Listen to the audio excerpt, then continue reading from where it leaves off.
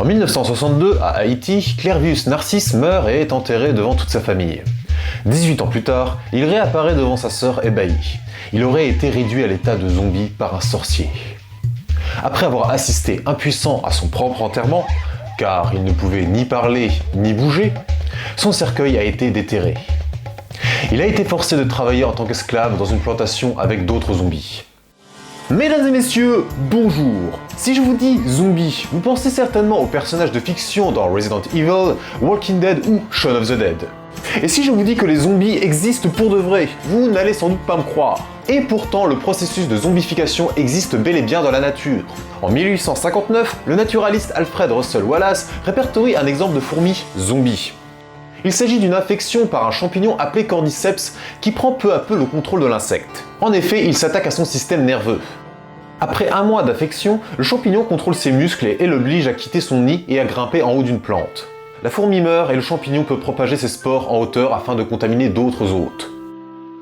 Cela fait évidemment penser à la saga Resident Evil où le virus T détruit petit à petit l'infecté qui meurt au bout de quelques jours. Dans Resident Evil 4, le virus ne tue pas son hôte, il devient docile et peut continuer à travailler pour son maître. Et cela ressemble un peu à l'histoire de notre ami Clervius. Je continue avec d'autres exemples de zombification dans la faune. Certaines guêpes peuvent infecter des coccinelles. Elles pondent des œufs dans leur corps et vont transmettre un venin qui va modifier leur comportement.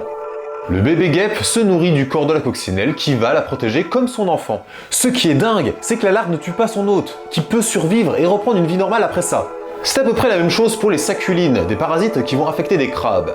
Crabes qui protégeront leur progéniture. Dernier exemple et ensuite j'explique l'histoire de Clervius. Le parasite Toxoplasma gondii va prendre possession des rats afin de les inciter à se faire dévorer par des chats. Ceci afin de contaminer nos amis félins. En réalité, ce parasite va inciter le rat à être sexuellement attiré par les chats afin de se faire dévorer. Et non, c'est pas une blague. Clervius Narcisse se souvient des lamentations de sa sœur. Une fois son cercueil ouvert, il a été vendu comme esclave zombie. Ses exploitants le droguaient régulièrement avec de la poudre de zombie afin de le rendre docile. 2 ans plus tard, il reprend conscience car un surveillant a oublié de lui administrer sa dose quotidienne. Il fuit et erre dans le pays sans chercher à reprendre contact. En effet, il soupçonne son frère d'avoir fait appel à un sorcier vaudou pour simuler sa mort et toucher son héritage. À la mort de ce dernier, en 1982, il reprend contact avec sa sœur et témoigne de sa vie de zombie. La BBC s'empare de l'affaire et l'histoire de Clervius va être corroborée avec l'aide du directeur du centre psychiatrique de Port-le-Prince. Pour les sociologues, le phénomène de la zombification serait une reproduction du traumatisme subi par la traite des Noirs pendant l'esclavage. On notait déjà des rassemblements vaudous en 1797 et les colons de l'époque avaient bien pris soin de séparer les ethnies. Cependant, ils se réunissaient le soir afin de pratiquer des rituels mystiques dans le but de défier l'homme blanc. La langue créole est née de ce mélange des ethnies et les prêtres sorciers sont devenus légataires du patrimoine religieux africain. Le vaudou haïtien plonge ses racines dans des rites anciens tout droit venus du Bénin et du Togo.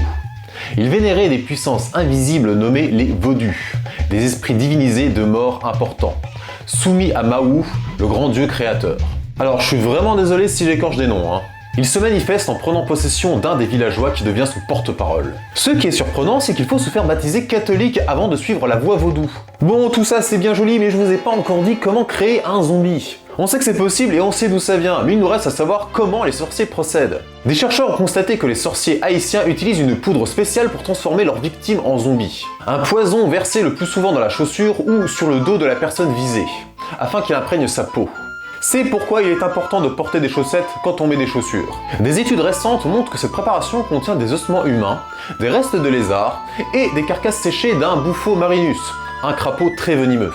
On y ajoute ensuite des plantes contenant de la saponine, une substance toxique capable de perturber la respiration. Le mélange provoque une paralysie entraînant une immobilité totale durant laquelle la frontière entre la vie et la mort devient incertaine même pour un médecin expérimenté.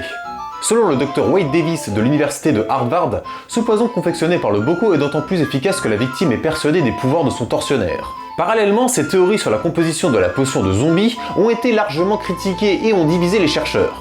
Le scientifique estime que l'effet de la potion, comme celui d'autres drogues, dépend de la personne qui la prend et de la manière dont elle la prend. La culture joue un rôle essentiel dans la croyance des pouvoirs accordés à cette poudre de zombie. Des facteurs tels que l'attente de l'action de la drogue et l'ensemble des croyances, des coutumes et de la pression sociale dans lesquelles l'individu est immergé ont un grand poids à cet égard. C'est pourquoi ce phénomène est souvent répertorié dans les pays où la population croit au vaudou.